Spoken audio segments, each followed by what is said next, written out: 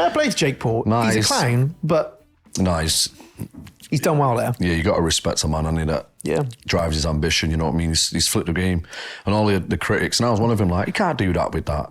And you know what? There is a valid point, because I know boxers that would never get that opportunity to dedicate their life to it. Yeah. So for some reason to get an upper hand, but then he's utilised the evolution of the digital world and all that. So you just got to respect on a business level the geniuses, and and the fact that he's been able to fight Mike Tyson. He's got nothing to lose there. If he knocks Mike Tyson out, like, I imagine he will. Mike Tyson's an old man. Right, mate, you've seen the way he moves though still. He ain't moving like an old man. How old is he? He's got to be in his 60s. When you have a Google. I haven't got my phone. You're allowed to move, you know that, don't you? You know, I went to Calzaghe. Yeah. Man, he looks great for his age, and he's a unit. That motherfucker's a unit. Looks like Patrick Swayze. Yeah, 48 and all. Yeah, I used to like him. I liked it when he duffed up Jeff Lacey. Oh, I don't that big American that came over. Had a couple of close calls, didn't he? But smashed him to pieces. Whatever he ran. Are we live yet? We live, are we? Well, looks like I'm in the captain's seat. Looks like the hunter has become the hunted. It's a good way of putting it.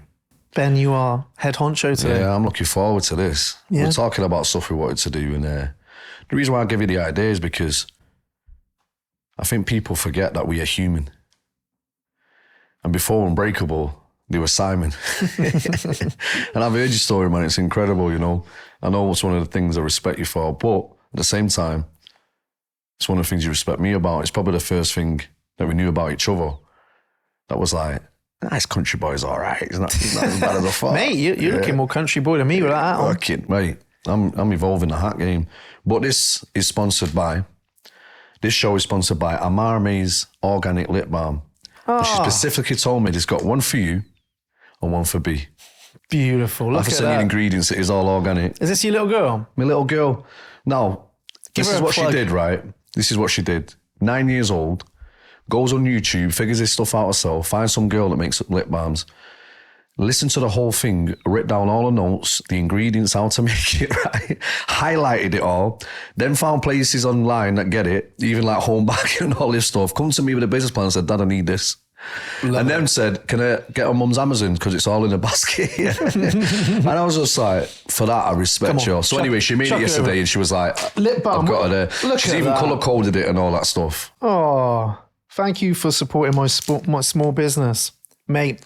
She's got entrepreneur and all. She'll chip off the old block, right? I love that girl. So, I'm struggling with the new setup here. Huh? I'm struggling with the new setup here. Very good, Sorry, Mark. I'm swinging this thing round. Not for the first time, I may add. So just silence, sponsored by Amarme Lip Balm. Find her on. Not yet. Find her it's coming. But I'll fit in for this episode. So we're going to deep dive into your journey, my man. Love it. You've been here a few times talking about people's stories. I have.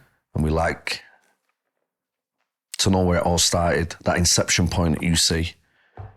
So I always call you a countryman, country boy. Far away, mate. Yeah, so I'm going to start with, maybe this is the wrong question, but it just feels right. Who the fuck is Simon Gwilym? Oh, mate. Who knows? Who knows? But on that note, I was actually watching Bruce Springsteen. Mark, I like this, on Howard Stern. Bruce Springsteen came in and did Howard Stern, the big radio bloke. He has also a video as well now, isn't it? And he has a lot of these artists come in, and Bruce Springsteen was singing some of his songs with his band. Absolutely amazing. Absolutely amazing. And that one song he sings, I love it, Beautiful Disguise. Is that you, or is just a beautiful disguise? Or Brilliant Disguise, not Beautiful Disguise. And he says, what's this about? Is it a love song? He says, no, it's how you... The masks we wear, it's one of the best songs. Anyone who does shadow work with us, I say, listen to that song by Bruce Springsteen. It'll explain it better than any book. He's like, it's about the masks we wear, and do we really know the person we're with?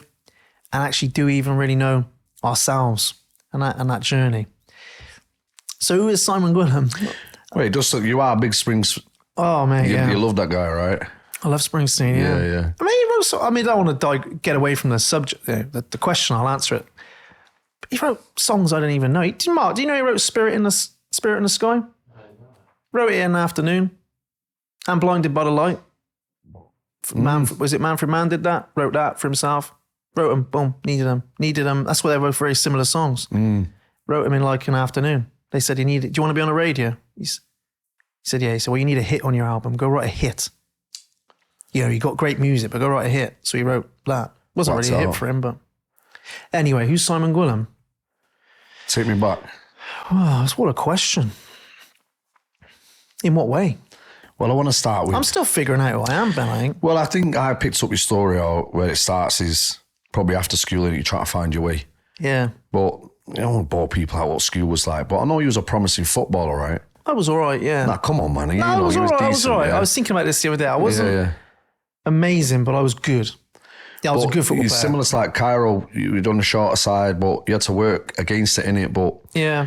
I think one thing I know about you is that you like to figure stuff out. Yeah. And I think I started early thinking about your football career is that you had to adapt to, probably then it was more about the big strapping centre half, big strong guys. Everywhere we went, he's good, but he's a bit small. He's a bit light. Paul Scholes had a big problem with this, innit? Because they wanted lads to start with that. How did you battle with that and adapt to that? Because what made you get into football? Was it something your dad got you into or something you enjoyed? Yeah, I had 2 older brothers. And Yeah. So you're just playing football. They you love play football. For school, all that stuff? Played for school.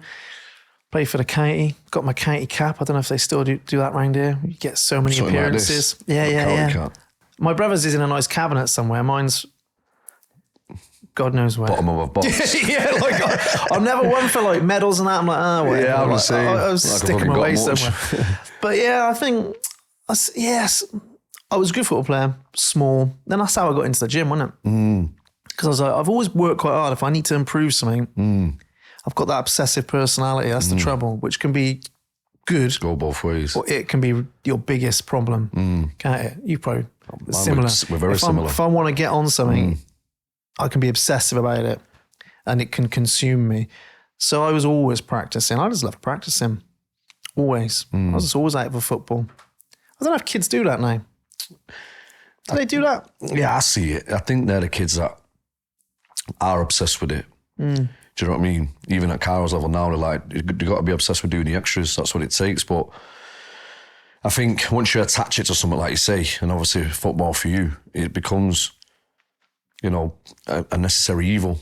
Do you know what I mean? Because without that practice, without that obsession, you don't really survive in them realms, innit? Because you're going to listen to other people's opinions, I'm too small and all that. So was it to prove people wrong that you wanted to play, or was it just like the obsession of both? I think it was what we did. I'll tell you what, I was actually, it's a good question, because I was thinking the other day, because I've obviously got a little boy now, and he doesn't lack any confidence. He's very assured in who he is. I know he's only like 4. Yeah. But you can tell he's quite confident, but I always lacked confidence. Always. And I lacked belief. There was people around you think, you're probably not as talented, but you've got a lot of confidence in yourself. I used to get really nervous, really worked up about things. Like probably till I was mid-20s. Everything. Is that all the way through your career as well as a footballer, or did you start to get some confidence in your ability at some point? I think I always lacked a bit of confidence. Always. I think I always lacked a bit of belief. It's like you reflect on it, don't you, as you get older? And what position did you play? Midfield, really. In the middle. Then I got quick, went out wide. Then I played up front for a bit. I suppose when I was playing decentish football, I was playing wide in the end. Yeah. But now I think I always lacked confidence. And I think I just tried to practice it. That's probably why I practiced so much. I always felt like, maybe there was a fear of not being good enough. Do you know what I mean? Which drove me to practice more. Well, that's where it becomes beneficial, right? Yeah. Not the insecurity, but the ability to go, I'm lacking a bit of confidence in that area. I need to put some practice in. It led me to a good thing, though, really, because that's how I got into the gym. Well, what was the highest you played in terms of football? Or what was some of your greatest moments? Don't know. I mean, what were Hereford then? Conference, playing in the reserves all the time there. Played at the Millennium Stadium, scored there. Wicked. Yeah, I scored a belter there. Yeah, like an absolute belter. What was it? I can't remember. I think the centre half, I don't know what happened, like clipped it over the top, and I was probably about 25 yards out, and it sort of bounced up, and I just volleyed it. You just go, sweet, bang. It either goes really well or it goes real wrong. Yeah. You think, I can't see the corner flag there. Yeah. Nah, I played there. I had some good moments. Some of my most enjoyable moments of football though, were like playing for my brother's team and that when they got promoted and stuff. You know, like good, just good Saturday football. Yeah. Is your brother's decent? Yeah, they're all right. Yeah, they love football. Mate. They're obsessed with it. Are they? Yeah. Still to this day. Oh yeah, they don't ring me about football anymore. They're probably watching this. They don't ring me about football anymore. Yeah. They ring it. I'm sure they ring each other. But Keep you out of it. They are obsessed with football. Whereas Hey, I'm on like, that note, who's the better player? Yeah, me. Yeah, that's probably why they keep you out. I was the youngest. I was the youngest, so you're always better, aren't you? Yeah. I reckon. It's very rare the older ones can be better. Surely. I agree. Are you the youngest? No, I'm the oldest. You the better But football to be fair, no, we're all talented in different ways. Like, but I think my littlest brother, he was like you. You know, we live next to a railway roll, and he's got a cannon on him. Man, he hits that ball like, Cairo. Go and listen to someone called Luke Hart with the ball. I'm more a very basic player, an engine, love to do my bits. But although I played football, growing up, I didn't play football at a decent standard until after getting out of jail. It's the first real... You had a lot of time to practice in that, did you? Yeah, well, it was the first real moment I actually got some good coaching. Yeah. I didn't have that growing up. You know what I mean? I didn't have a football team. It didn't happen for me that way. If anything, I was working weekends with my dad, you know what I mean, doing the painting and decorating. But, mate, going back to you. Well, I've got to tell you about coaching. I had a golf lesson this week with a mate of mine. I told you, didn't I? I went to the driving range. Getting coached I like being coached. Me too. Like, I like that. I like the insights you get from it. That's why you should come to me and say if you're struggling with some good coaches. Plug it in. Plug it in there. But awareness is... I was talking about it the other night on a live. I was like, just... Sometimes a little bit of awareness is enough for some people to change behaviour. Big time. Because we're never as aware as we think we are. Mm. That's the one thing I reckon I've learned through my own journeys. We're never you're not aware of what you're not aware of. Couldn't agree more. And having someone look at your swing who's just like, sorry, when you're gripping it, it's going off to the right bit because your hands are a bit open. You need to hold it in your fingers more. It feels a bit awkward to start with, but just try that for a bit. Yeah. And you think, oh yeah, it's going straight. Yeah. Yeah. It's not got the fade, not a slice, like a little fade. Yeah. And he's like, hey, just relax that right shoulder after a while. Okay. Wicked. And it's just not like, here's how you swing a golf club, because I could swing already. Yeah. And strike it all right. It's just those little adjustments. And once you're aware, you notice. But you're not aware of what you're not aware of, are you? Nah. And that is the same. But I think some people need more than awareness. Well, of course, there's your technique and the skill, don't you? But it starts with awareness. As you say, it's the biggest say, self-awareness and awareness. And I know you do, but even when I'm coaching, how can I make these people more aware? It's not necessarily always telling them. It's like, that's why our philosophy in the way we coach, analogies, science, there's so many different ways that all of a sudden people can be 2 years in and go, oh shit, the penny's dropped. How many times do we bat home the importance of decent basic routines before getting into the advanced shit? We've just done a whole theme on that, innit? Yeah. How to get through the school holidays. Like, you can't drop your routine. Actually, you have to need to adapt it. There's the awareness of how are you going to adapt the routine? Because actually awareness, if I don't do it, it's going to be a lot more difficult, and then having to start again and all that stuff. That's the important part. So coaches should make people be aware and then get technical with specifics if necessary, right? You can't change what you're not aware of, can you? So do you think you had some good coaches that help you develop as a footballer? Yeah. You want to give them a shout out? Yeah. Well, I don't know. I think I had some bad ones as well. Well, that's the other side of coaching is some shit out there. Do you know what I mean? No, so there was some good coaches around when I was younger. I don't know if I'd give any of them a shout out, to be fair, but there were some good ones. And I think, I always talk about it. I think sometimes you just need somebody who believes in you a little bit. To champion you just a little bit. And I think I probably had that a little bit at school. Mr. Chatwin. I like Mr. Chatwin, my head of year. He always gave me a bit of a break as I got a bit older. Do you know what I mean? He always used to say you got to believe in yourself. He was a good bloke. Not like overly like cheerleading you, but he used to give you, you get sent to his office and what have you been up to? Like, do you know what I mean? Oh, come on, get back in there and just calm down a bit this afternoon. All right. Not like, right, that's it, And he just always used to encourage you for sport, and he'd always encourage me and talk to me about football and stuff. So I think he was a bigger influence. Not that he probably realised it, but I always think back now, I think, God, it was a good job you were around, actually. Because if I'd had a real strict person around me, I think I struggle with anyone coming down too much on me. Yeah, I think everyone does. That's why I struggle. Not even in school. harshly, but if I feel like someone's getting a bit too... Yeah. Too not over the top. What's the word I'm looking for? If you're going to control me too much, as a teacher, I struggled. Well, that's why I'm known for being a rebel, mate. The rebel, yeah. That's why I hate the fucking But government. no, I don't think I had some good coaches. I had some bad ones. Not through fault of their own, but I don't know what makes a good coach to a young lad. I don't know. I don't know. Well, I think it just pits on one of them now. I think there's a time to be direct, but there's a time for soft energy in it. It just bring you awareness. Like, I think parenting is probably the worst of that, in it. And I find this with Cara a lot on an elite level. And it's like finding that where you go, you know, he missed a penalty the other day, but he actually was one of the goal scorers to get him, you know, to extra time. And, you know, he must have thought he was going to get a bollock in the car, you know, because I know he's better than that. And I was like, you know, I just wanted him to feel his own frustration. I said, that's where the lesson will come, son. Wow, everyone makes mistakes. Yeah, Everyone like, misses things. Harlan You know missed a what I mean? penalty. Like, the courage to step up and actually take one, you know, and be able to reflect and be humble in missing a penalty and go, what would I do different next time? Or just actually give yourself credit for stepping up. You know, the insight for him's only going to come from being self-aware and not just me telling him X, Y, and Z. But I think everyone's got to deal with that conflict as well. Yeah.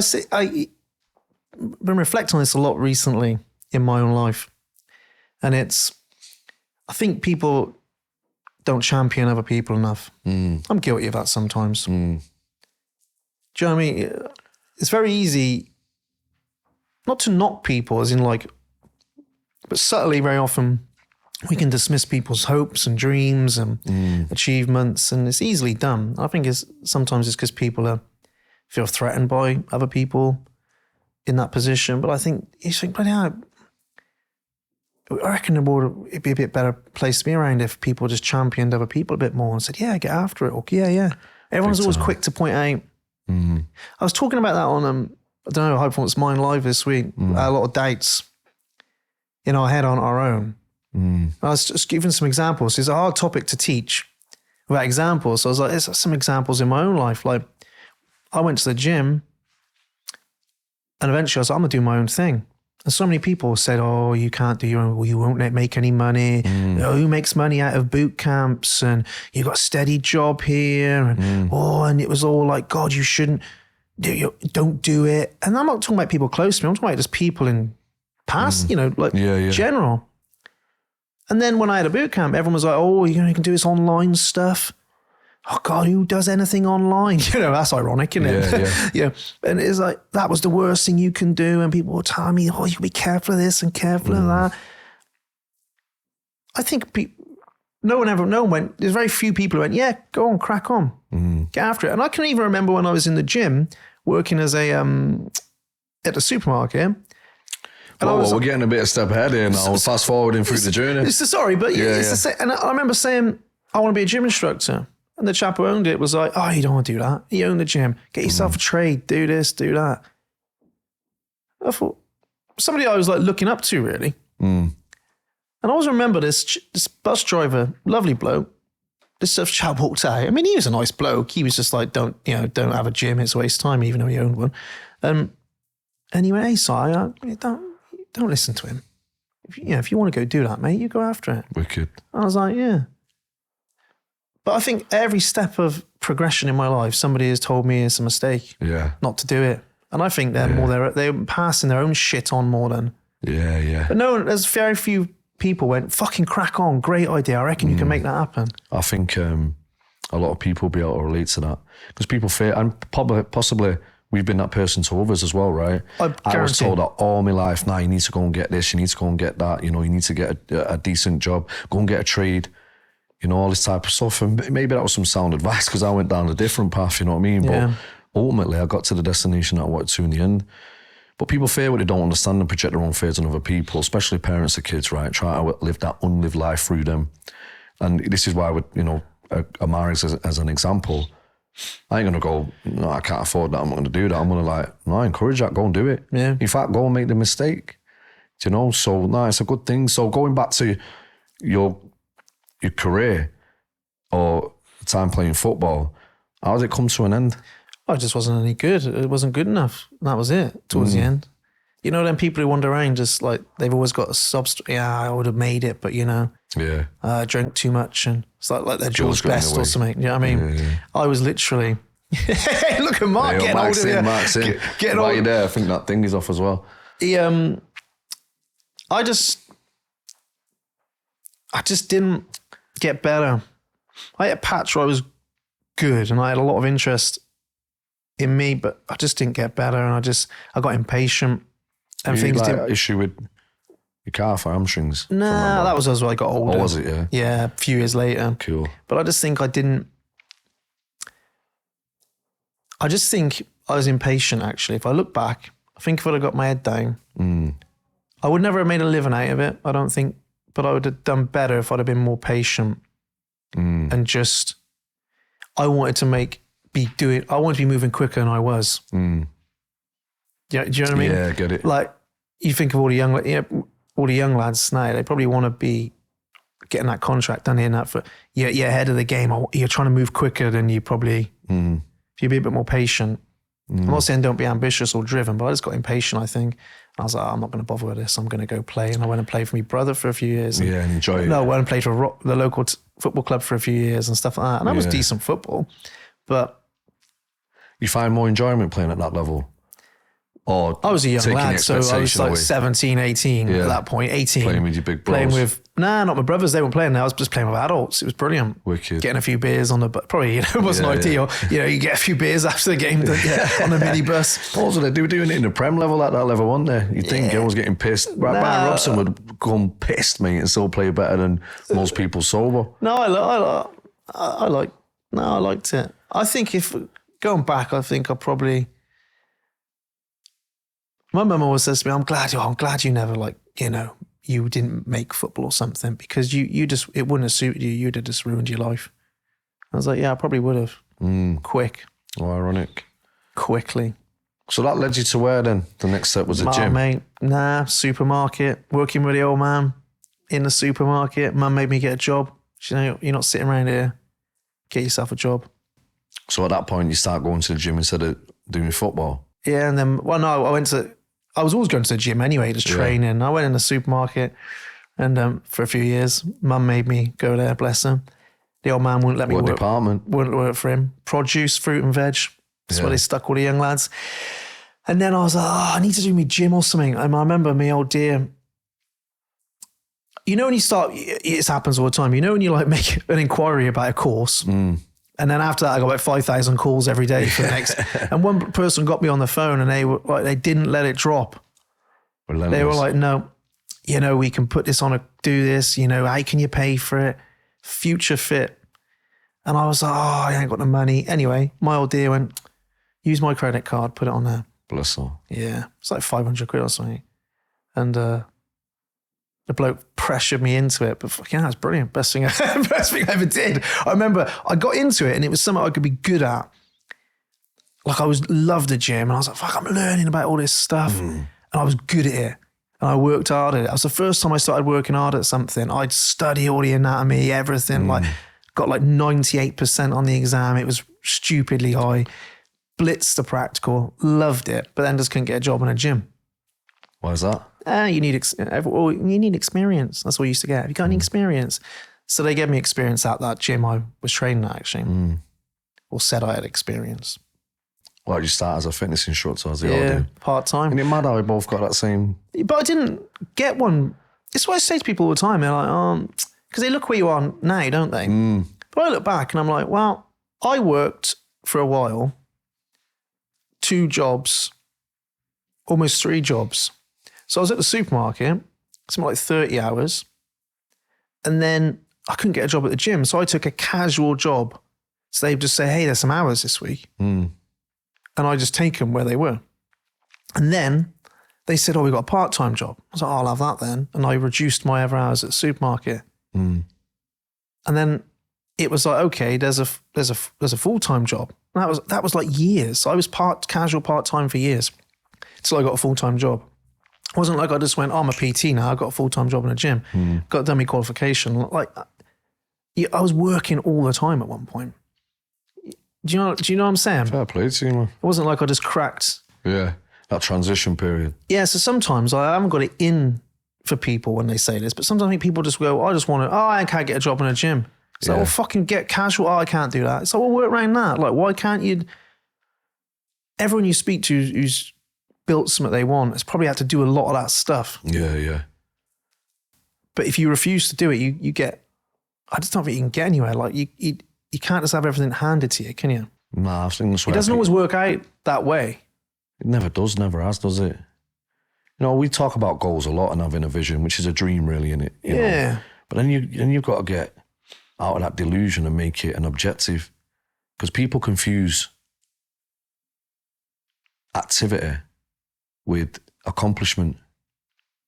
You can't just be busy being busy. You got to actually do the shit that moves a needle, right? And also be able to track it, like the specific things, what you're going to, what being a fitness instructor, what are some of the specific things you need to do to get there? Yeah, the goal is, the objective is to be a fitness instructor, but the shit you need to do, getting knocked back, asking people. I went for interview after interview after interview after interview. I remember relentless. Interview. Remember, not enough experience. You interview well. Oh, great, you were nearly there. And you know what it's like in these places. Somebody in the organisation usually gets a job, don't they? You know, the lifeguard applies. Oh, we know them. They've been working in the gym a bit. They got the job. So you've got to get that foot in the door. And yeah, I'm glad. I think that's why. Blow my own trumpet though. I think that's why I can coach. Because of all these jobs. Yeah. How many people do you know in coaching just go, I want to be a coach, and they've just done a coaching course, never really done too much experience, and they're like, and they're dealing with like people like they're a textbook like. And that's why I think there's coaches, and I think without there's coaches and coaches, and there's coaches. Yeah. Which one are you? The coach of, I think you need lived experience. You need to be able to understand him, have some understanding, some compassion, some empathy, and some experience with where it's at. I think people like us that have ended up developing into coaches, the good ones anyway, they've come through that process, haven't they? Go get your reps in. Yeah, not just, this looks like a great career, I'm just going to learn the text and theory and just start coaching people. That's why we have that joke like, learn how to make millions from home, and Mom, is the fucking internet on? Man, shut up. But isn't it interesting when you get asked questions? I was on a call the other day with a chap, and he said, Simon, so why do you do this then? And no one ever asked me a question like that, especially when they... We're going to get to that in a minute, so don't answer it. All right, I won't answer it. Yeah. But he asked me that, and I was like, he said, I get it, it's money, he's a businessman, I get it, money, you got a nice business, it's great. But why do you do this?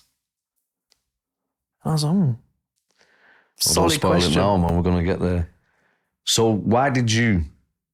what happened in terms of how long was you at there being... At the gym, produce manager. I was produce buddy actually, Ben. I don't want to blow my produce to buddy. wrap that chapter in. What was the greatest thing you learned and the greatest bit of advice you learned in a supermarket? Yeah. One thing I learned is not to treat people in retail like they're fucking idiots. Honestly, the amount of shit you used to put up with in a supermarket from people, untrue, just horrible people. My mum would say the same. And you're like, who the fuck do you think you're talking to? Yeah. Like, do you know what I mean? Like, that I never treat people. I don't think I would have anyway, but it gives you an insight into the fact. And then of course people say, yeah, but people have got lots going on. So yeah, so are people working there. Customers. You're not the only one with lots going on. All that shit. You know what I mean? Maybe the bloke you just shouted at because he didn't scan your food, and he scanned it wrong. Maybe he's got shit going on. Or she's got shit going on. So I learned that. The second thing I learned a big lesson, and that was the customer will never always be right in my world. 100%. I'll always be fair. And you know this, you work with us. You think, no, we want to do a good job and I'll always listen. But some people are assholes. And I had plenty of times in a supermarket where the customer's always right. You think, no, they just talk to me like a piece of shit and they just talk to them. Yeah, but they're a customer. I don't care. You're a massive company. You're Safeway. Your Morrisons. Safeways. Who gives a fuck about Sharon, who's upset? She's treated us all terribly. And that, I just lost all respect for any kind of management when that happened. It's like, no. I get fired up talking about it because it's like, nah. Because I also think that happens in society. People are like, I can talk to you like shit because I'm a customer. It doesn't happen in our communities, but you see it, don't you? It's like, no, I'm going to treat you poorly because the customer's always right. It's like, no, you're not right, actually. You're out of order. So don't come here. And there's a flip side. Management think you can speak to staff like shit because I've got this label or anyone treating anyone like shit. Yeah, I don't give a shit Just what ain't got label you time got, for where it. you're at. You know, like, that disrespect for me has always been a trigger in it. Like, but I learnt that there. Wicked. And I also learned, I think, I worked with a great group of lads. And I just think I just learned, like, I had good times at the supermarket. Do you know what I mean? I had good fun. You just made it. Only some old boy give you some advice. Can't remember. Some guy I used to work with. That might have been, what was the advice? I'm asking you. I can't remember. I've worked with a lot of old boys. Someone you had a little thing for where I'm sure he was saying about packing something or the way you do something. I can't remember. Nah, I might come back to you. But no, I got a lot from that experience. I really did. I look back and I think that's why I became half decent with people. Was that your first experience in the working world? Yeah. Yeah. Yeah. Oh. I'd never had a job till then. Not How like old was at the time? Man? 18. I'd always worked for like my old man or something. Yeah. That's not a job, is it? Where was your old man in this, if you don't mind me asking? What was he doing? In terms like the football and all that. Where was the old man? Yeah, he's very supportive, to be fair, because he loved football. I think he's probably disappointed when I said, I'm not playing football, Dad, really. I'm not bothering. He's probably gutted, really. But he got over it, didn't he? Hey, use a family football team. He's all support. United. Good man. That's why we get on so well. I need some tickets, actually, mate. We'll sort you out, mate. We went to the game against Chelsea. Yeah, where you're in. Yeah. Nah. I actually, come back, sorry, mate, but it's the supermarket thing. I look back at that and go, a necessary part of my journey. I know people say, well, it happened, so it's always necessary. But I look back and think, no, that really was a necessary part. And some valuable lessons as well. I learned a lot about how I wouldn't do things. But also a lot how I would. You had good people there, good managers and stuff. Well, you know, mate, it sounds like your fairness in dealing with people now comes from going, that's not the way you treat and speak to people, innit? Would you describe me as fair? 100%. And, you know, I think both of us have that fairness in going, I'll give you, I complete you. But we're also very firm going, no, you don't cross the line. Like, we're not someone who's passive and just tolerate shit. Well, I can be. Well, come on, everyone can be. But I mean, Yeah. like, on average, like, we're fair and we'll look at it from every angle, give people a few goals. It's not like, but once you cross the line and we know, once you're on that side of the fence and we know there's no coming back, it's done. Yeah. You know what I mean? That I suppose, a better way of looking at it. And I see that in you and I see it in me. And, you know, I know of to and fro a few times in situations where we get, we're probably done here. You know what I mean? There's a few, we're getting a bigger picture. And I think that's because you can have that fairness view of going, I understand their point, even that we might not necessarily agree with it, right? And I think, you know, COVID learnt this for me. At first was like, whoa, I was combative on her, but in the end I was like, no, hey, your side of the story. In fact, I'll also consider mine. That gives me a bigger picture to make a more informed decision. And I think that's a good outlook on life, right? That you've seen it from management, you've seen it from being on the shop floor, you've seen it the way customers treat people, and it give you a fair understanding of going, you've probably seen people perform, going back to your school point where you're like, someone just needs a bit of encouragement, speak to me with a bit of respect. No, I'll appreciate that you're in a sticky situation, but you can't take it out on me. Yeah, exactly. You know, and all this, and I think that well-rounded awareness, so to say, that is mastery, mate. People who have that level of awareness will live a good quality of life. Do you know what I mean? We'll be less vulnerable to playing the victim and feel like they're entitled. That's the opposite end of the spectrum. Well, if you look at health as long lifespan or health span, one of the key markers is your ability to have good relationships, quality relationships. You're not going to have many quality relationships if you're always treating people like shit, are you? Well, you know, my big thing is if you treat yourself like shit, you know, there's a lot of people that we deal with that have, you know, struggle with relationships. And I'm like, well, the one that's broken really is the one with yourself. Yeah, true. You don't love yourself. And you hear this a lot, don't you? Like, people don't respect me. Yeah, but you don't respect yourself. Someone treats me like shit. No, you understand that, but you're treating yourself like shit. And before you can address that, it's an inside job where you've got to make sure that's solid with yourself. We talk about this a lot. Like the most important relationship to have healthy, nurture and nourish is the one with yourself. Yeah. And also the thing is, when we treat ourselves like shit, we tolerate that level of shit. 100%. When your view of yourself, when you have no time for yourself, don't respect yourself, yeah. when you're treating yourself poorly, you allow others to do the same because it's what you think. But when you raise your own personal standards, it's mad, isn't it? Yeah. All of a sudden, people are still treating you like that. And you're like, Yeah. no. Yeah. That gap is like, no. Yeah. Hey, I'm worth more than this, pal. Yeah. You don't talk to me like that, or you don't treat me that way. Yeah. Because all of a sudden, you've raised your personal standards. And I think that's really been the injection for you of why you've got that fairness, because that's what I mean. Like you won't, from a level of tolerance, it's like, you know what is over the line. But because you've got that well-rounded approach of going from coaching, from listening to be treated from all different angles, that it's probably held you in good stead. But then where was the transition point of going, I'm done with this, and going into the gym full time? What happened there? Well, I was just biding my time trying to get a job. Did you give you your first opportunity? In the gym, Yeah, full time. full time. One of my best mates, actually. He wasn't my best mate then, but he is now. Mr. Mark Lewis. Shout out. Man, he's brilliant. He's a chap I went to Malaga with. Yeah, I remember you saying Yeah. that.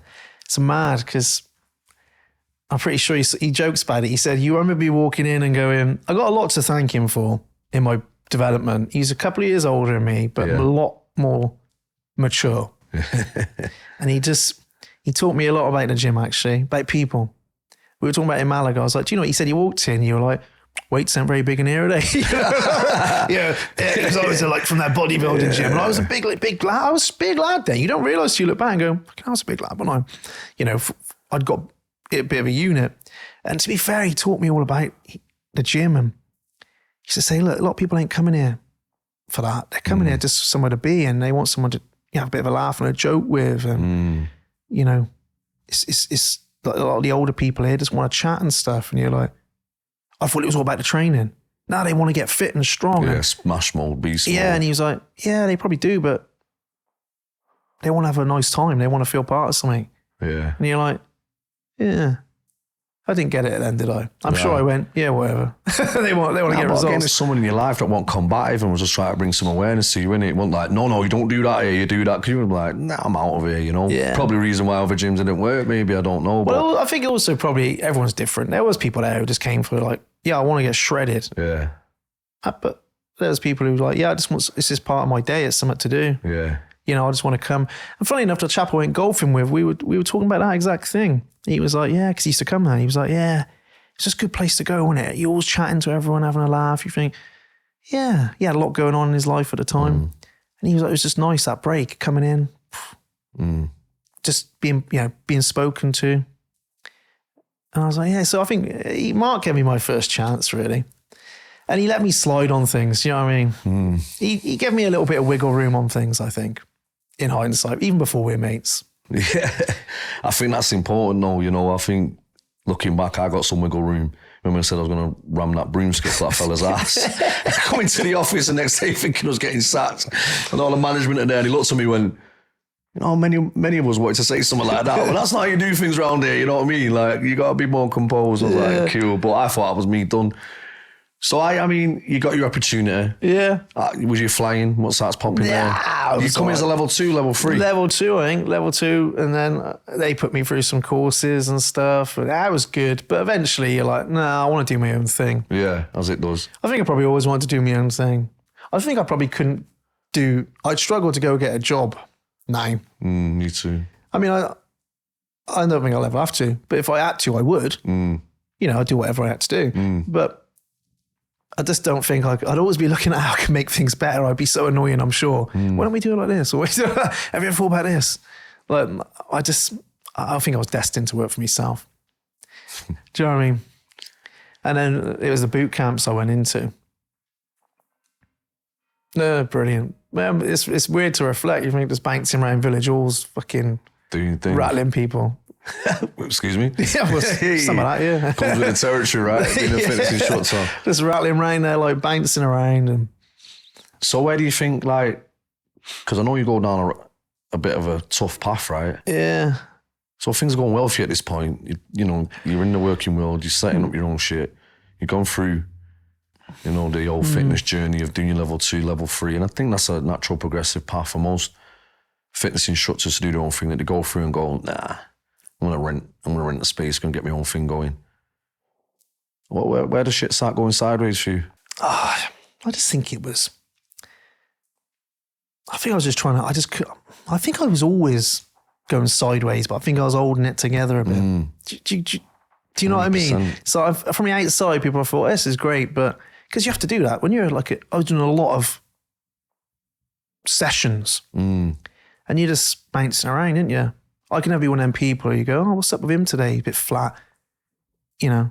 What were some of the causes of that, though? What was you holding together? I just think I was unhappy in who I was. Yeah. I was unhappy in here, like. Yeah. It's hard to describe. It's hard to describe going back now because it seems a lifetime away. Yeah. But somewhat went right. There was a lot of stuff eating away. This anxiety about this insecurity, and I was just in good shape, you know. I think that was my thing. I'd thought, this is the thing. On the outside, I was in good nick. I was just making bad decisions. And of course took on a house, and it was. Yeah, but before that, some shit happened. Nah, it was all about the same time. Oh, was it? That was the same period of time. So talk to me about that. Like, so you got the house going on. Is this now meeting your wife? You was with her at the time? Because that situation before. Yeah. Right? It was before then. So the house was the big one for me. With the guy, right? I'm trying to get to this point where. Go on. What's going on so you obviously got this thing eating away, and I think things they rot away with you over time, innit? And there's that point where it goes boom, you know, like the scales just tip one way, don't they? And I can relate to you on that, like I got in good shape and all that stuff, thinking, fucking hell, I'm supposed to feel better, and I didn't. Yeah. And, you know, then you start asking more questions like, what have I got to this point? You know, I've now got my own thing running, I've got my boot camps, I'm running my own stuff, I'm in good shape. You know, I think that is then a more leading cause of blowing your own mind, thinking, why am I still feeling like shit? So what were some of the things you were doing to actually feel better, or that was actually feeding the feeling like shit? I don't think there was particularly any behaviours, if I think about this, that were really feeling like shit. I just think I had a lot going on. And I think renovating that house and just having no fucking money. And but you got into an incident before, that time, innit? Yeah. Right, talk about that. That wouldn't be fair to share it on the other people, would it, involved? No, you don't have to say let's not say the names, but you don't have to say anything, but there's an incident where... Yeah, I'd got into some bother, yeah. Yeah, real bother, yeah. Real bother, yeah. And I'd probably... Because that's not the type of thing, you know... No, I probably pretty violent bother, yeah. Yeah, so the violent bother that happens... Was there a moment? And I've got no problem with talking about that, but it's just that I always think when I see it's like there's other people involved. Yeah, but you don't have specific names, yeah. but like you know, speak where you. I don't want to say it for you. I'm just saying speak where you feel comfortable. No, yeah. You like speak you as know, much like as you like. it's a very violent act, and I've been a violent man in the past. I know that, and I know what it takes to do something like that to somebody, but. You know, you're not a bully, you're not doing it out, you're defending yourself, you end up in a situation. And I've been there, like, you just, you know, you act because that's what we are, it's surviving. I think it's a survival instinct. 100%. But yeah, that was, I think that was a low point. And I think, I'll be honest, that's what I'm trying to get to the point of them low points for me. Something comes from that, innit? So the reason why I wanted to bring it up is... No, let's talk about it. That was a low point. The day after that, I remember, I also remember my dad, I had to ring my dad that night. I said, you need to come and get me. I've been caught in a situation and I had blood everywhere, all over me. Yeah. And he had to do like a 30-minute journey. I think he got there in about 20 minutes. Right? And I remember him, he's like, right, what the fuck are we going to do about this? And I was like, Dad, I ain't calling you for backup. Like, you know what I mean? I'm calling you to pick me up. Like, it's done. That'd be me as a dad now. He's finished his job. Fucking sort this out. It's like, Dad, just chill out. That's my dad, you know. Yeah. He's a pretty useful man.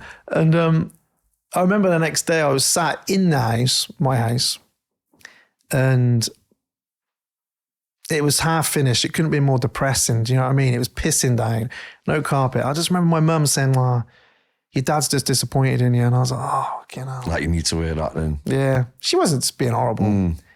It was just a shit situation. And I think that's when I went, I think I need to sort myself out a little bit. Now, this is a point I'm trying to get at, because everyone can relate to this, right? Well, I did find a moment ago. Change. I've been speaking about this a lot. Yeah. I want to use that as an example that people think you need to know what you want, right?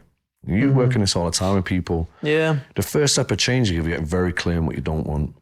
You know, we talk about energy, it's contracting that energy and feeling it in a way it goes, fuck, I ain't taking this shit anymore. I don't want to feel like this anymore. And it can take a lot to get to that point. Some people never quite get to the point of understanding that they've had these opportunities. Yeah. You probably had many in the past that, like myself, was going, you probably should have learned a lesson then. Well, I think But do you think that was the lowest point that made you think, shit, I think it was one of them, yeah. I think I was just disappointed in myself. And I think I'd let so many areas of my life get out of control. Not in a, not to dramatise it, but you just go, sometimes you just don't know why you're so unhappy. I think everyone's looking for reasons. Why am I so, sometimes you think, I just don't know why, but I just don't like who I am. I just don't like this person that I am being. I just don't like what I think in my own thought. I don't like what's in my head. What are you feeling? I don't like how this feels. I don't like waking up, not wanting to get out of bed. And a lot of people wouldn't have known that because I'm not the type of person to overly share stuff like that. But it was tough. Do you know what I mean? For a long time. And I think, man, I'm getting emotional. Yeah, right, it was take just you back like, to that point. I think sometimes everyone's trying to find reasons all the time. And you think, no, I don't think there is a reason. Man, I can't explain it. Yeah. I just know something ain't right. Yeah. Now, if you went to a doctor and said that, I'd probably put her on some drugs, Of wouldn't course, they? man. Fuck them. But the point being, Yeah. I think a lot of people relate to that side. You know, massively. It's like, you can't find the answer. But you And I think understand looking for the answer makes it worse because you keep looking. I'm going to keep looking and looking, and there's something, someone, somewhere that's going to fix this. Yeah. But really, you come back and you go, I got to sort this. And I've got to do something. I don't know what it is, but I've got to do something. And that is the moment. I've never spoke about it probably that openly. I think that is the moment clearly where you go, I need to do something. I don't know what it is. I don't know where it is. You can let that run over an hour. No, it's cool. No, we're good. And you don't know what to do you? Nah. And this is the key moment. We've all had it. I'm sure all of us chaps in this room, not to Yeah. deflect onto you two, have had it where you go, I'm not sure what I'm going to do here. I don't know what the fuck to do, actually, if I'm quite frank. I think this is the most important part I'm trying to get to, because that's what I said. Everyone thinks we're superhuman, and we've been through some shit seen us at this level. And, you know, someone's probably going to go through this right now. There is a benefit to this point, and it could be the moment of breakthrough. It could be the moment of going, I need to sort my shit. And like you, I didn't necessarily have a plan. I had faith. I had an understanding that it's got to be a better way. It's got to be something. And you taught me this about curiosity. You know, it's a key driver to most things, right? You got to, and it's not just curious about adventure, but curious about what's not working, what is. Because maybe without that moment, unbreakable ain't even a thing, right? Yeah. Yeah, that was the start, wasn't it? You start trying to figure your shit out. Obviously, and Paul was big influence then. Yeah, and when we go back to Paul, he had his moment, right?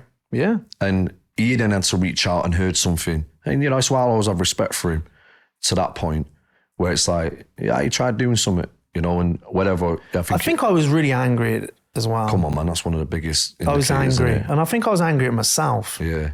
And confused. I think confusion doesn't get talked about a lot, does it? But really, but I was really confused and disappointed and in not being able to sort myself out for anything. And I think you get disappointed because you do stuff and you think, oh yeah, fucking hell. And then you find you slide back a bit. And you're like, oh. But I think that's how I ended up picking up so many different disciplines. Oh no, there's definitely benefits to this game, to that point. You know, I think it's part of life, and you know, a huge part of life in these experiences. And you think, would you say we, you know, it's a bit of a coin term, but we do move away from pain, or this type of way of feeling really helps you zone in and focus on you know, internally. Yeah. Get a bit more awareness around what's going on to a point that you can move away from that more. And pain is, or this type of way of feeling is very necessary in making changes and improving yourself rather than just wallowing in it and staying there, using it as a way of feedback that something needs to improve. So I'm saying it now because we know how that unfolds. I think I did a fair bit of wallowing, to be fair. Come on, yeah, I mean, it comes with it, but at some point you've had to take the action and you hurt. So what made you, I mean, at that point you're saying that's gone on, it's the lowest point, you're living in a house with no bleeding windows. Is that point with that house? Yeah. No. You're down to your last few bits of... Few shilling. Yeah, nothing. And, you know, something I have massive respect for you is that you invested in someone that was obviously saying something that resonated with you at the time. And I respect for him for that because not many men were speaking up much about... I think I just probably two things. A, talking about business. Obviously, I was like, I was interested in business. Yeah. But I think in his credit to him, it was like, it wasn't all sadness and that he was talking about, was it? It was more anger and frustration, and there was, you could see in it, there was a vulnerability in him, I think. Not to talk about him, but that's, I get it, because talk to me like you invested and his head fell off again, didn't it, right? Yeah. And they were looking to give you the money back. Yeah. You got no windows, you're at your lowest point. Yeah, and this is why, you know, I think it's important people to know this, especially in Unbreakable, that, you know, when people say, oh, I can't afford it, I've got a lot of time, I understand that. But me too, yeah. There's a real cost to that. Yeah. If you don't, that inaction of actually, you know, I'm sure if people wanted it, really wanted it like you did, then you're willing to put everything on the line. So that's where we can, you know, all right, I get where you're at, but there's a lot of cost there if you don't. What's that cost if you don't? So you probably realise that they were trying to give you the money back, right? Yeah, they sent me an email and just said, I remember it, Christmas. Look, you know, we're not going to be able to deliver this on the said date. And yeah. I can't remember. It was very professional. You know, we can offer you, you know, we're happy to refund you, all the stuff. We're not quite sure, but it could be a few months. And I was like, no, it's fine. Just keep the money and I'll pick up with him in a few months. Man, I respect for you for that. I suppose, was it like, because probably partly I was like, I'm not going to kick someone when they're down to start with. It's just probably a bit of code of ethics, really. It's like I'm trying to be a man of my word. Yeah. And secondly, I probably thought, well, fuck me, if I was probably quite excited, but if I throw that back, I probably won't recommit. Because it was a good chunk of change. You want 99 quid? No, it was a big... It's like £3,000, I think. Yeah, especially when you know you probably thought, can I put it into my house and that? No yeah, especially when we had no heating in the house. You're like, nah, probably could get some windows and a door. It's Christmas. But best investment I ever made. Yeah. If I look back, is it the best? People say, what's the best investment you've ever made? I probably made better investments, better things, but that was the best investment I ever made because it's my first real investment. And paid you back massively, right? Immensely, yeah. And it's crazy that, you know, I'm over here doing my thing and our paths are starting to come towards each other, innit? And you go through this process, be a man of your word.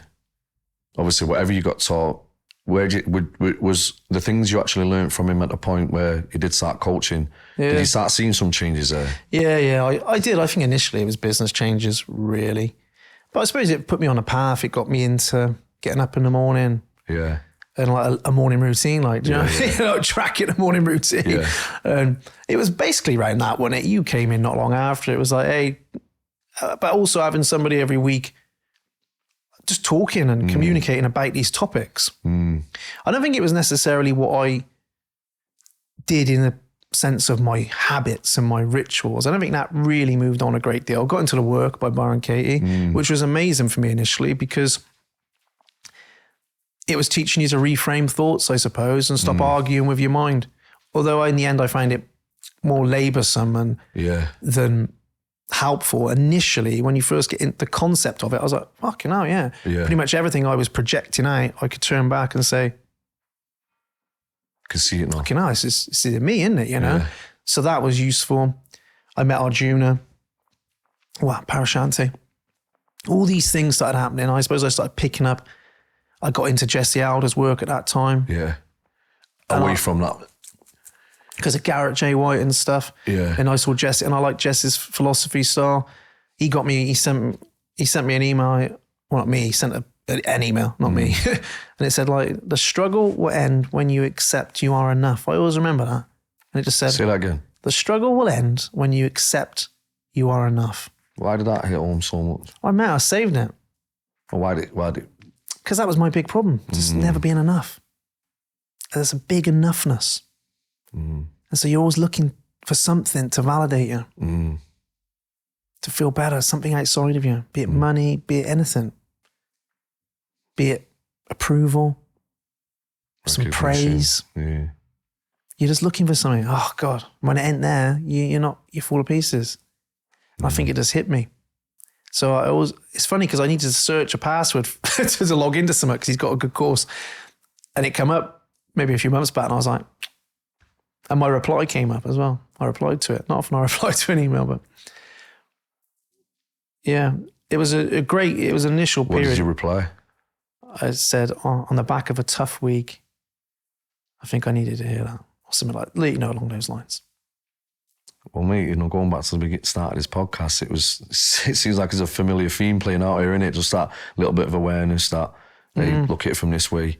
And a lack of confidence. I'm sure everyone can relate to that, Yeah. So, just where my journey meets this, right, is that going through the gym, got in good nick, thinking, what the fuck? Obviously seen something that resonated me like did with Paul. When I had seen that core 4 for the first time, that blew my mind. I realised then, man, things fall off from there, like rich in all accounts and meeting that billionaire out with Garrett J. White and all that. But I remember thinking in the gym, I can train people, I can coach people to improve themselves physically. I can give them the skills, the techniques, the methods, the awareness, coaching, the advice, whatever. But man, when it comes down to training the mind, I just feel like I'm giving advice, I'm motivating people. That shit ain't gonna change nothing. And that's why I was like, I need skills, I need something that makes a difference. And to be fair, mate, I know Paul gave his version of what he'd learned, but I think we advanced very quick in what we were learning. But I quickly took a shine to you because you were talking about the mind like I never heard before. You were breaking down shit like I never heard before. I speak about you, I always say this guy's ahead of his time. Do you know what I mean? I know around some of the work Jesse Eldon that was doing, but I always found myself going, yeah, I get that. In the end, it was like, cool, we're past white belt, I need the next belt. And just gravitating towards more of the shit you was doing. I remember being out in Malaga. And we was at Mike's gym. Yeah. Which was a top event, wasn't it? Just like community guys. They were the originals, innit? We had and I was shining a little bit. I know Paul gave me my little thing. He was doing his thing with him. But you drawn something out that day. And I was like, man. And we only done a little bit of time. So I think I was poking them. Keep going. What more about that stuff? And then I think it was about beliefs, wasn't it? Yeah. Well, it was about beliefs, but it was, I think it was also around just, you was big on awareness at that point, weren't you? Like the big A. And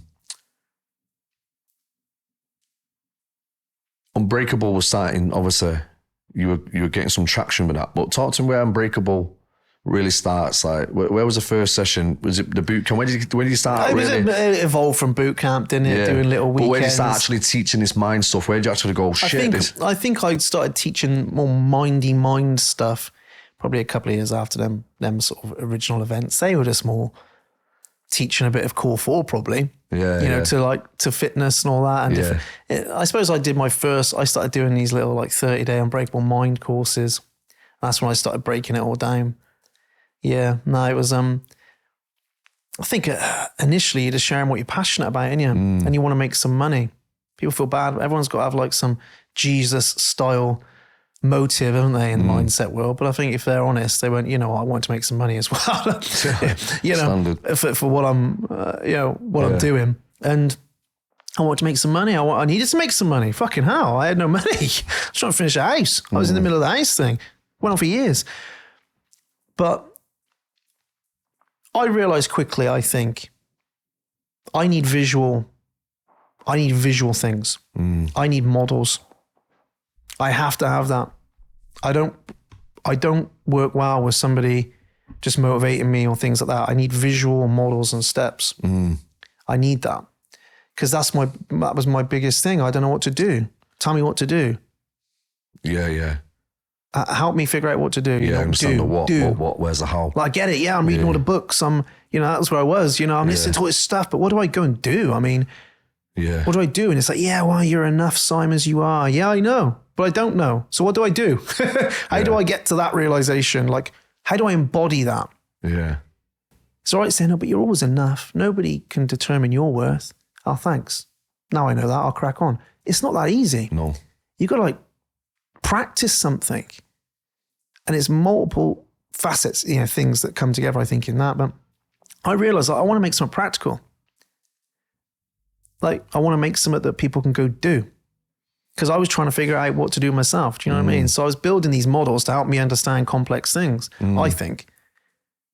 I was going back and think, oh, that's really interesting. But how do I explain that to myself? I was always a doodler, so I draw it. And then when you come to teach it, you realize, I got to really get this across to somebody.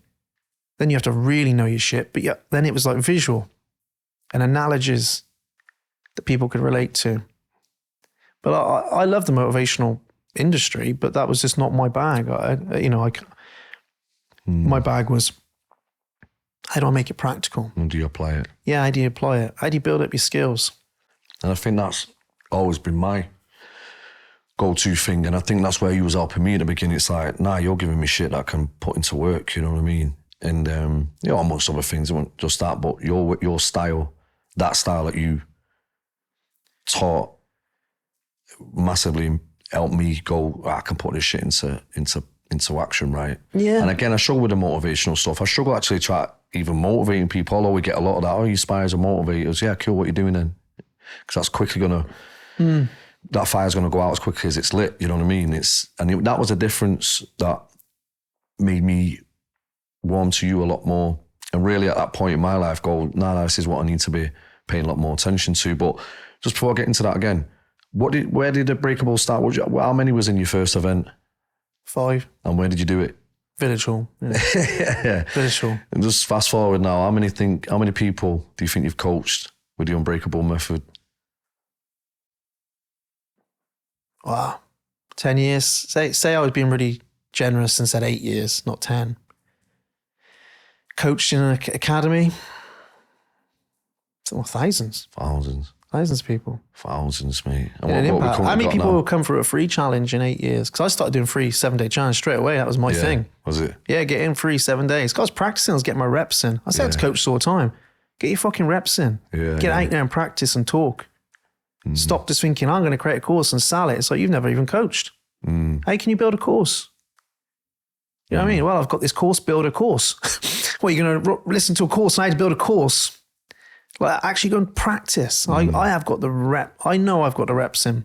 Yeah, big time. And I think yourself the last few years and with us getting the reps in, look what you did. I was a very motivational guy by default in it. And people would, don't get it wrong. People have got results. People say, I've never even met you. I've never done any courses, but some of the things you said, talk about awareness, have maybe made a difference. Mark, you were talking about that before, right? Like, listening to your podcast recently, I'm going through a tough time and I'm here wallowing, and just that awareness that I need to do some shit has made a difference. So I suppose that motivation is just that awareness to go motivate. Now you're motivated to go and do some shit. That's where it works. But relying on motivation, you taught us this, it's that intrinsic motivation that makes a difference, right? Yeah, I think so. But thousands have come through. Funnily enough, I was doing that the other day. We had an invoice number for the new 30-day thing, and over 1,000 people have done that. The 30-day? Yeah, the newer 30-day, the newer style of invoicing we have. So there's been free challenges. And do you know what's nice, mate? I never read the comments on our ads for the 5-day. Because it's usually like, who's this dickhead? Get off my page. Oh yeah, sounds like a load of shit. Oh, he's just going to rip you off. That'd be a con. You're like, it says free, you fucking dickhead. Yeah. But a lot of time people will come up, I did this 3 years ago. It was amazing. People mention us all the time on there. I did this, it was brilliant. Wow, recommended to absolutely anyone. And they aren't people who've gone and bought some off us because I'd recognize their name. I recognize names. For 7 day them days, yeah. It's like, that's just somebody who's come in and done something for free. So how many people have finished a 5-day in the last 8 years? We used to do 7, 8 a year, maybe 100 finished every one, 700 every year for 8 years. of actual training. Yeah, That's not yeah. even people who've just read a post, is it? But if I look at actually in an experience of us, it's probably over 10,000. Yeah, I'd agree.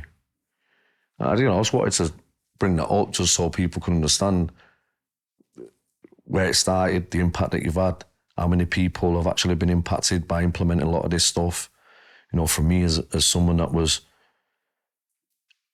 wanting to get into this game and coming on board with you, giving me the pathway to go through that process where you have to get the reps. You know, I've been in every role in Unbreakable, right? Yeah. Done everything.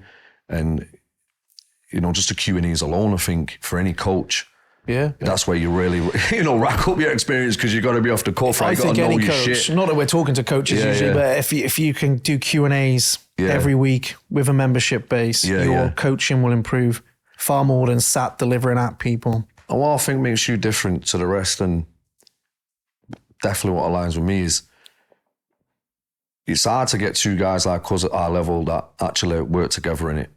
You know, because it can be, you know, for other reasons, guys we've worked with in the past, is that shit gets in the way, doesn't it? Always. You don't want to see people, you know, oh, they look better than me and all that stuff. And what made me get involved with you, one, I knew us before we're business partners, you've been a great mentor to me and taught me a lot.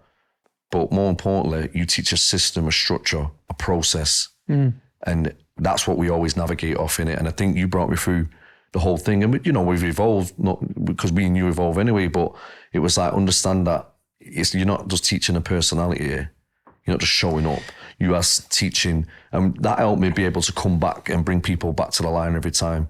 And something that you created that is ingrained in me. It's the right step, the right skill at the right time. Don't overwhelm it. It's everything. Yeah. I get a lot of people now saying to me, sorry, I looked that up on ChatGPT though, you know. It's like, yeah, information, if you're just using it to find information is fucking irrelevant. Yeah. I read a quote the other day, that's a meme, it said, we used to think that people were stupid because they didn't have the information at their hands. 20 years later, we realize people are just fucking stupid. It's a joke, you know, because the information's everywhere. Yeah. It's like, information's great. I can go into the AI now, whatever, and just say, hey, you know, help me break down a 5-year plan. Help me do this. And it will tell you, it will give you the steps. Yeah, yeah. And some people on planet Earth, right, will do that. Will pick it up and go do it. And they'll do it consistently, right? And they'll probably get so far. Most people won't. That's just the facts. 70% of people just don't achieve anything with their goals.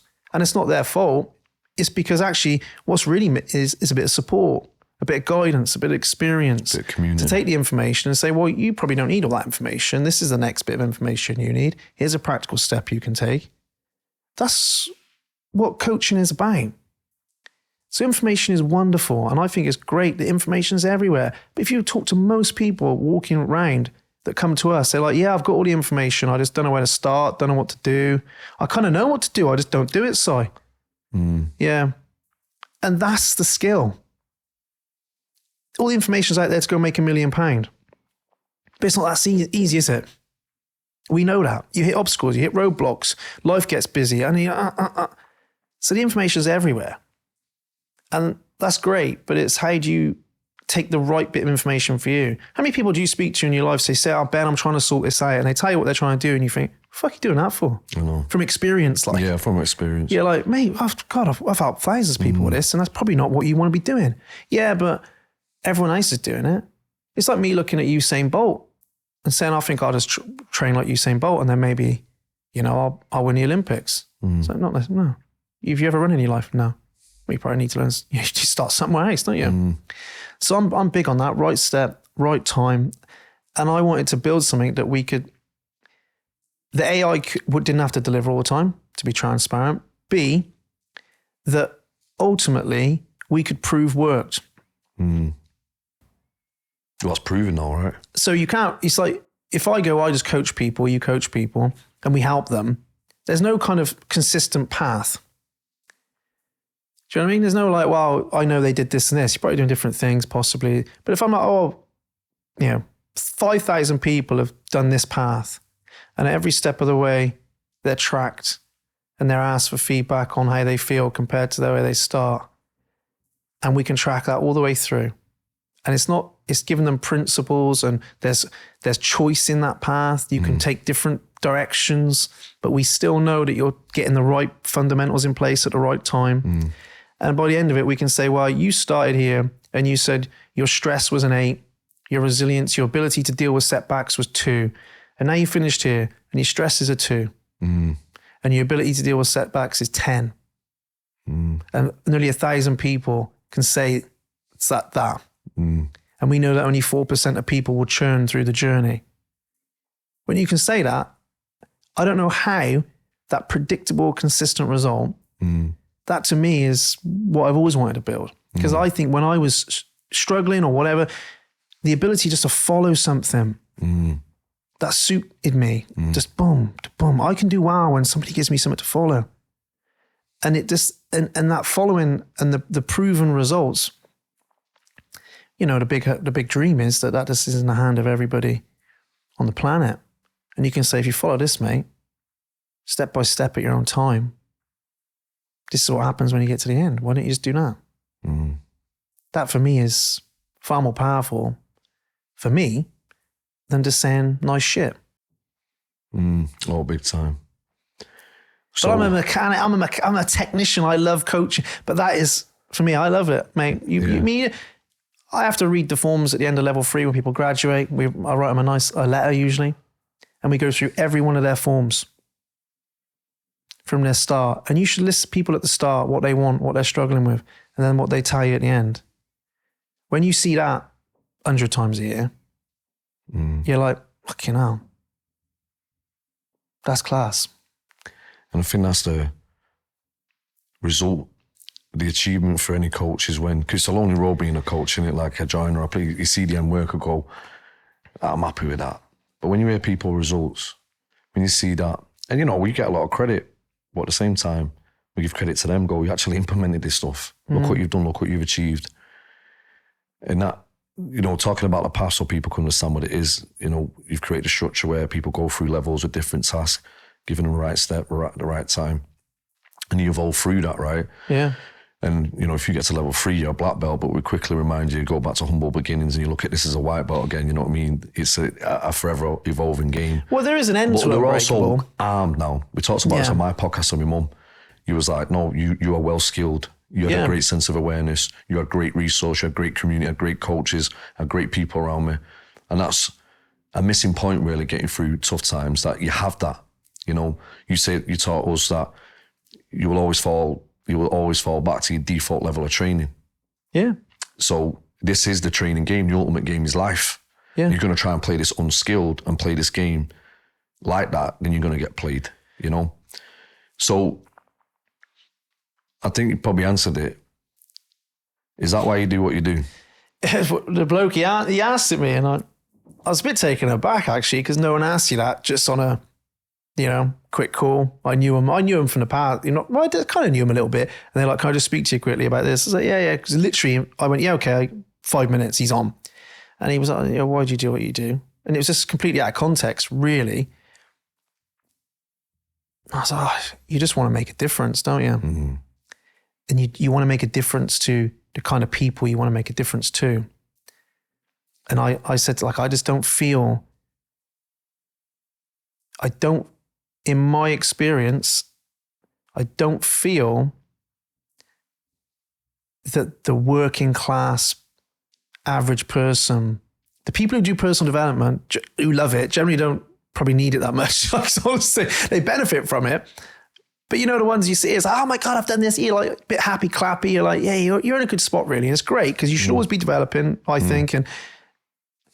But what about Steve, the fucking mechanic? You can't quite relate to Tony Robbins or Jay Shetty or someone, but they know they just don't know, they got shit going on. They can't figure it out. I want to reach them people all the time. The working, I don't know how to say it, the general public. You know me, I have no real interest in the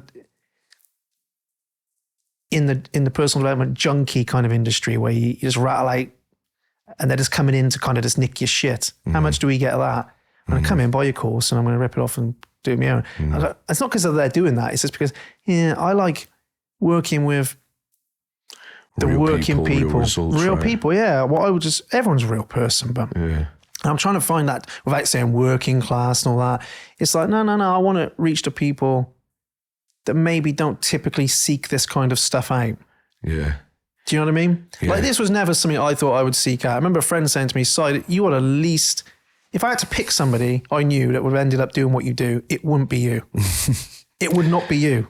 I think that makes two of us, though, right? Because fucking hell, mate. But I needed it.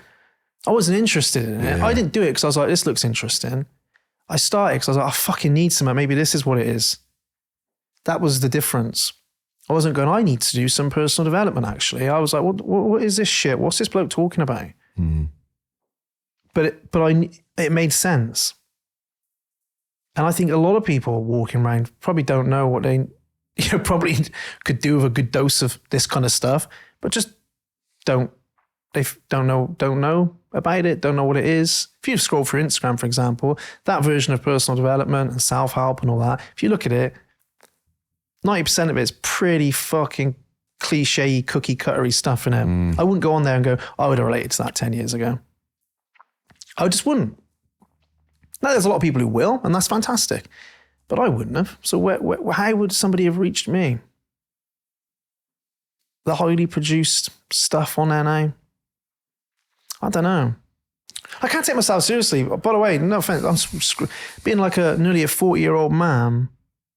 All the stuff on there now is someone like picking up a coffee cup, pointing to a caption. I'm like, you're fucking 50 years old. Like, I couldn't take myself seriously doing that. Do you know what I mean? I just couldn't. It seems a little bit like fake to me. It's like 12 ways that I avoided my burnout. After this, and it's like, no face, doing a little, and then it's like all the parody stuff and that. A lot of people get down with it, but I would have looked at that and went, "Who's this prick?" Do you know what I mean? So I don't know. I'm just trying to reach the people who don't like that stuff. And we. Well, I think everyone says, I just love how down to earth you guys are, how real you are. But I think more importantly, everything that is in the path, everything that we teach, you coach, you've tried and tested, mate. We both have, and it's like, this is why we're, an inch wide and a mile deep, that we can go as far as you want. We understand the common issues, the thing that's going on with that class of people, the struggles that they face, through our own experience, but then understanding that, the challenges that come with actually implementing this stuff and all the things that you're saying that have made it work.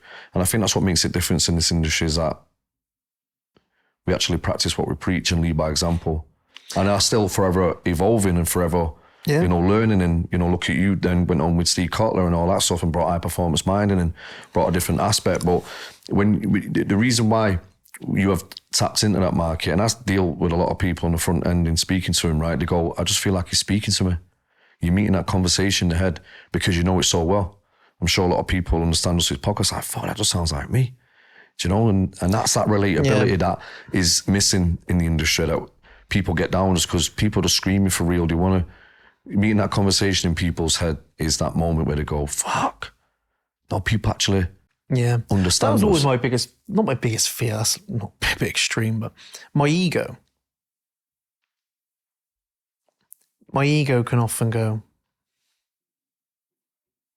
do you lot think I don't know know too much because I'm quite down to earth and relaxed? Because, a lot of people posture, don't they? Look kind of, they're posturing all the time, but I don't think we particularly posture So sometimes I used to say, like, saying to my mate, I was like, I think sometimes people don't take me seriously because they're like, because I don't take myself too seriously. But then all of a sudden it's like, we take them out to deep water, like, what the fuck happened there? Do you want me to break down the neurochemistry of what's going on right now in your brain? Because I will. I will, and I can do that. I've got some guy here, talk about flow. Let's go. But you get it for us, But I'm quite happy quoting Ron Burgundy at the same time. But I used to feel like people sat wearing a jumper 2 times too big. But people are they like, is he fucking know what he's on about? Like, because it's mad when someone said to me the other day, I said, yeah, it's the one about meditating. I said, I have to teach you sometime. Do you meditate? I said, maybe 10 years consistently. They're like, I never thought you'd be somebody that would meditate. You know what I mean? It's like, just because you have an idea of what that's like. Yeah, jump on me up. I'll break down the 5 principles of meditation. But I've always liked that underdog thing, you know, where you just like, shit, these.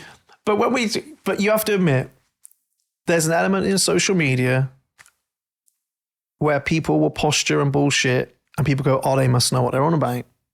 You know that exists. You know it exists. More lie than truth. You can do what you like now. You can make anything look how you want to make it. And sometimes, you know, people play that game and that's fair enough. That's what they want to do.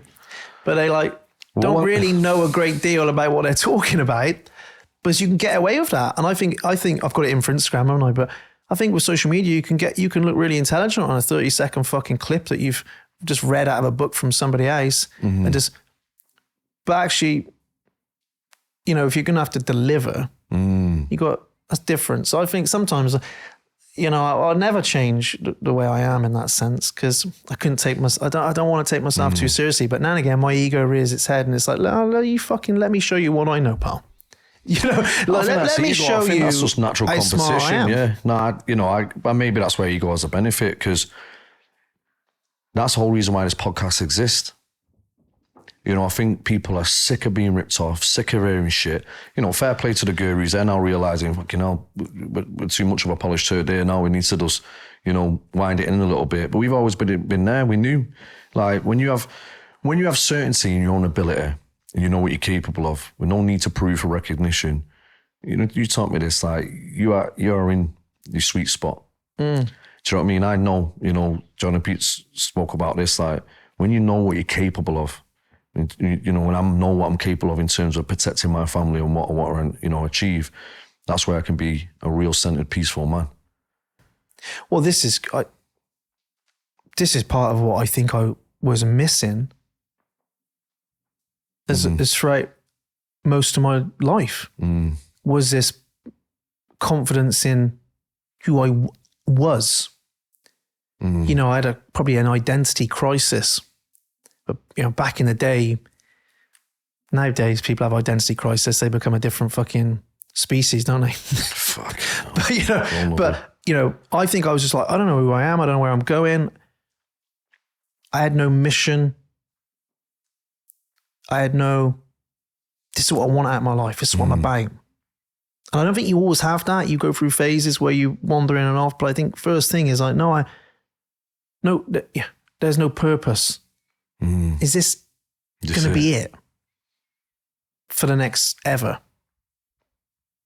And that's a horrible place to be. And I think if you can kind of carve some kind of little purpose to what you're about. Some meaning. Yeah, I mean, I think I say it a lot, but transformation's about becoming more of you, not more of somebody else.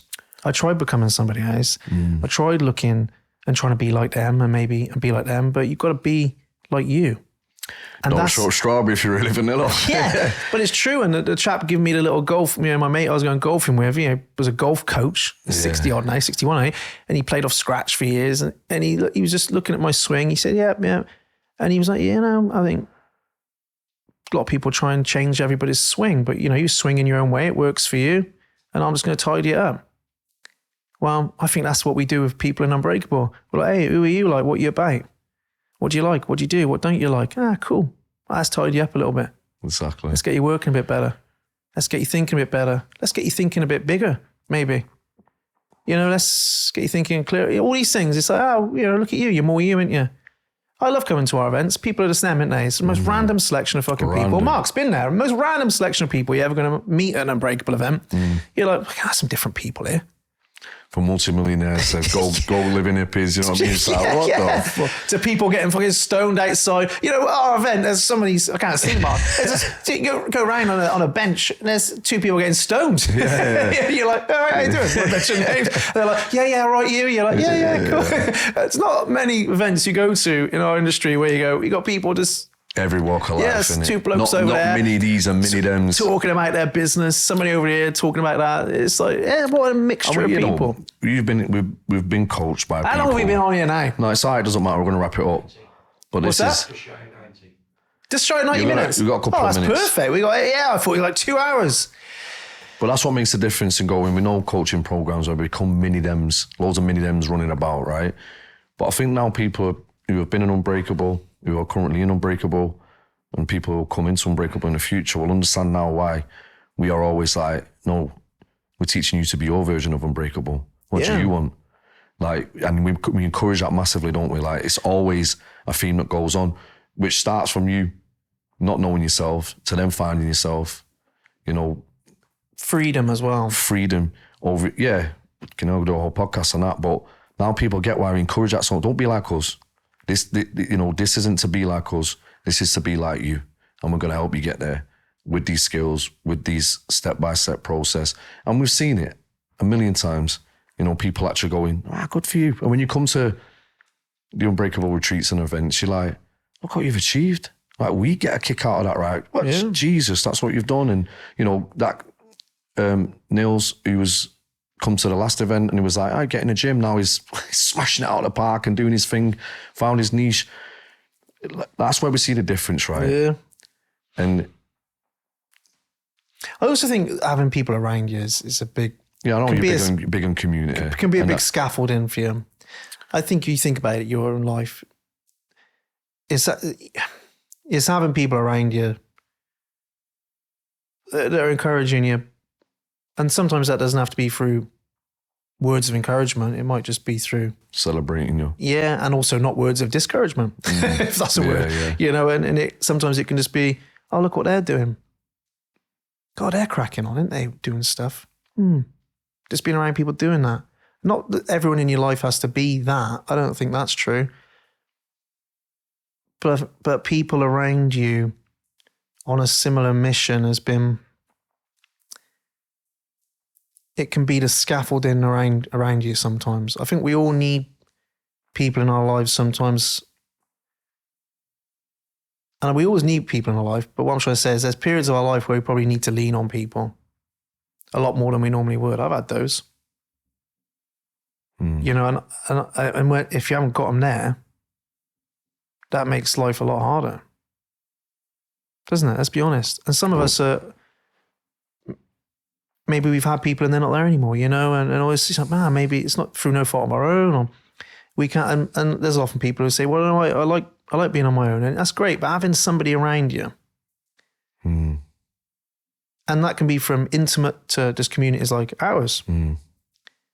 Like, I think having a group of people that can help you through the tough times, celebrate you through the great times, and just be interested in the same things as you, I think that's massive, because it's hard doing things on your own. And I think if I look back to when I was really struggling, I was really on my own. I wasn't on my own, but I was on my own. You was on your own. I think that's a golden thread that runs through Unbreakable, especially when you think out of everyone from all walks of life, all ages, you know what I mean? And you think, because people respect, people understand what you're going through. Yeah. People can, wow, it's a great achievement, you know, this is something that I can work towards, or you're showing me the way. And I think the community's got a good sense of that, of going, no one's there blowing smoke up anyone's ass. It's sincere, it's genuine. It's like, you know, I'm always reminding people, look how we start most of the calls. I celebrate something, what's going on, what's working, what's not. Yeah. We need to improve on tonight, Q&A. What's the biggest question you got? What's your current obstacle? What's the shit that's holding you back? You know what I mean? And people go, everyone's getting on this, you know, everyone's got a setback that's going on. Oh shit, actually. And that's part of it, yeah. Part of being around people, you realise your shit ain't that unique, actually. You're like, there's 4,000 people here feel exactly the same way as I do. Bloody hell. It doesn't dismiss how you feel, because I think sometimes people think that's going to dismiss how I feel, but it doesn't dismiss it. If anything, it acknowledges it. It's like, shit, like, I've been feeling a bit like that, mate. Bit of relief. So bloody hell, as other people, it's like, it gives it a bit of space. Yeah. It feels like it gives it a bit of space, doesn't it? Yeah. As opposed to being here. Yeah. We are in the I don't know, what is it? The century? I don't know. We are in a period of time where human beings are very fragile, but also very like insular in our own heads all the time, weighing up, thinking about thinking, what they thinking, what am I thinking, what should I do? Not so plugged into our external world. Let's start wrapping this up. Yeah, wrap it up. Come on, Ben. I think you get to wrap it up for a change. I think just to wrap that little bit up, we're probably some of the only coaches that do it, from what I know, is that we'll share where we're at. Not from that, oh, poor me. It's like, whoa, you know, you understand the emotional cycle of change. I'm going through this process right now. Here's why this is important. We get vulnerable in a way of going, making sure that, you know, leaders need leadership, but at the same time, we are doing the same thing. We have the same skills. We're relying on the same stuff. The community, you know, being on these lives and seeing what you're doing is helping me, knowing that you're going through the struggle. You're now understanding that we're not superhuman, that we do go from shit, but look how we're getting through it, reinforcing what we're actually doing, working. All that type of stuff is where I've ever probably got the most like, man, I needed that today. Not necessarily new information, not the technical stuff, not teaching them other stuff, remembering, and actually giving a real accounted experience of going, see how this shit works now? And that vulnerability from a place of honesty where people can relate to it, that then they go, nah, I need to do that. Might be one of them. You know, recently going, shit, you're right. I probably need to take care of myself a little bit better. I think, and that's one of the main things I would take from my whole, I mean, we haven't really covered my journey, but we've covered a chunk of it really, is we often think that, you know, 1 + 1 = 2, don't we? If I do this and that, then shit figures out for me. And it's always out now. It's always figured out now. But we're just living in such a dynamic world where life does, other people go, wait, you know, economies change, everything changes, we change, people around us change. It's not set in stone. It's not like that wall, is it? Which if I look at, doesn't change. It's just constantly changing. We're dealing with this game that like fights back, like plays back. So I am fucking playing you back, mate. And you're like, oh God, yeah. And we have a huge amount of control, but we also have a lot of non-control. Was that the word? We have a lot of, you know, a lot of things we can't control. So I think that's one of the things I think of early on. You're desperate, aren't you? You're looking, well, if I just do this, then this will fix this. And then this, I'm done. Then I have to do this stuff. I can get on with my life. But actually you come to realize, no, this is part of life. They're not separate. Yeah. This stuff is life. Yeah. The stuff I'm doing is my life. Yeah. It's an ever evolving door in it, and working on yourself or working on things is always part of the parcel, you know? Because if you ain't working on you, something else is. Well, also, if you ain't working on yourself, what are you saying? I'm not working on myself? Like, if you're not trying to improve your health, what are you doing? If you're not committed to your health, you know, we all go there. It's like, you're not committed to nothing. You're committed to ill health. That's what I'm now committing to. We'll talk about that on a next episode, I'm sure. It's that health. And you're like, man, if I'm not committed to my health, what am I committed to? I'm committed to ill health.